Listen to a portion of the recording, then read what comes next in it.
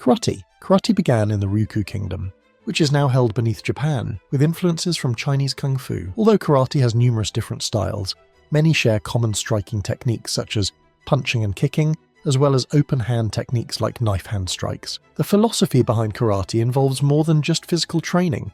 It also emphasizes mental discipline and the cultivation of moral character. Practitioners engage in forms, sparring, and self-defense, with the intention of developing a character marked by self-control and respect. It uses the well-known belt progression system from white to black.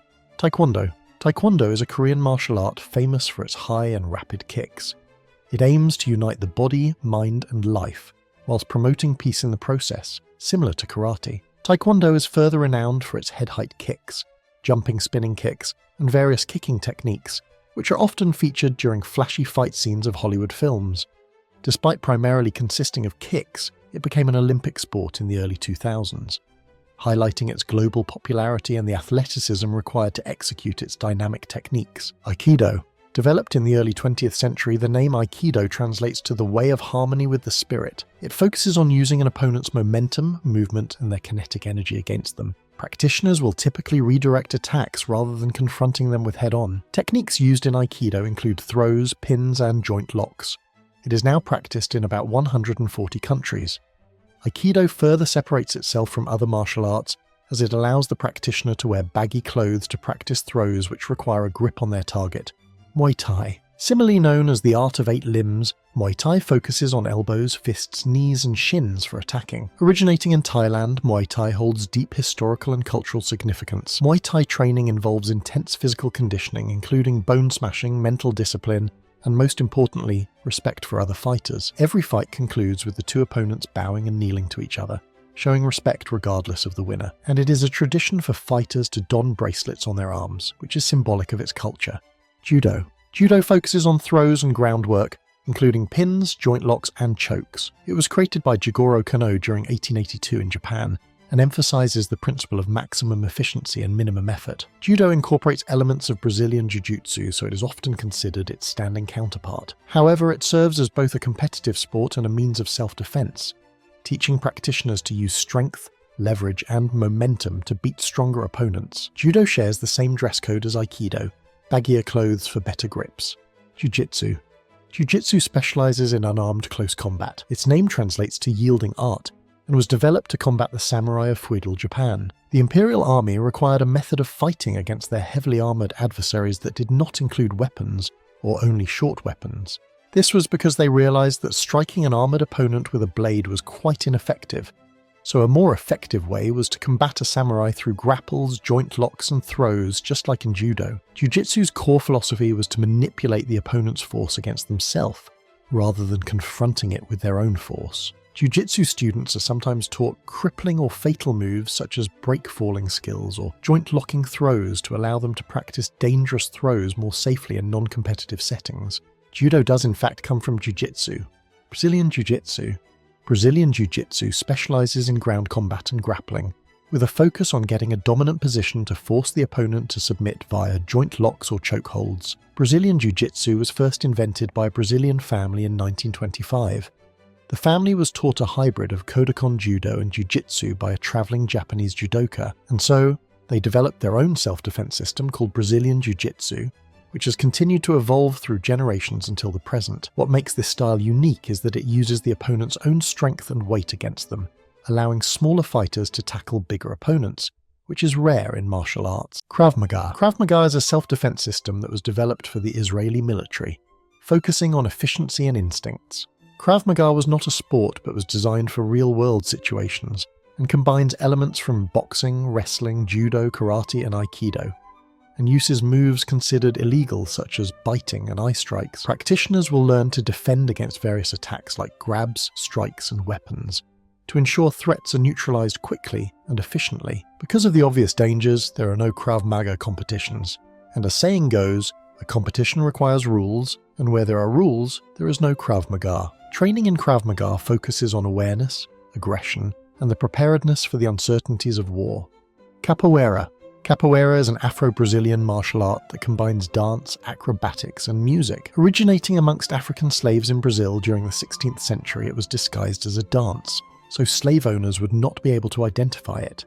Capoeira is known for its agility, creativity, and strategy over brute force, predominantly using speed and leverage for an array of kicks, spins, including other moves. Practitioners, called capoeiristas, engage in a roda, a circle where they perform fluid, improvised movements to music played on instruments like the berimbau and atabaque. Wing Chun. Wing Chun is a style of karate known for its focus on close-range combat, efficiency, and speed. Developed in southern China, it emphasizes direct strikes, quick footwork, and simultaneous attack and defense. Practitioners use techniques like straight punches, low kicks, and redirection of force to control the center line, the most direct route to an opponent. Wing Chun also involves training with wooden dummies and practicing forms such as Siu Nim Tao to develop precision and structure. It's renowned for its practicality and was popularized by Bruce Lee.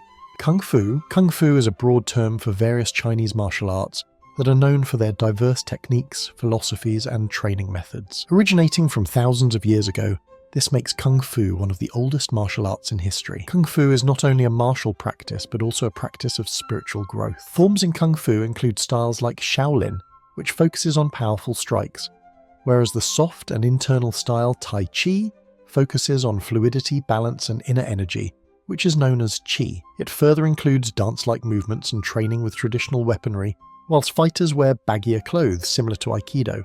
Boxing, also known as the art of hitting without getting hit, is a combat sport where fighters will punch each other until knockout. Well, that is the more simple version.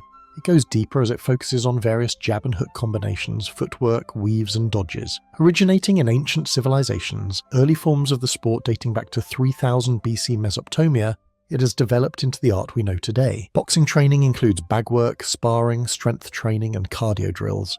And due to its popularity, it is one of the highest paying martial arts, and allows even an above-average fighter to earn a worthy wage from their fights. Kickboxing blends elements of traditional boxing, karate, and Muay Thai to create a dynamic striking style. Kickboxing was developed in between the 1950s to 70s. It was made as practitioners from different combat backgrounds sought to create a martial art that utilized punches, kicks, knees, and rarely elbows.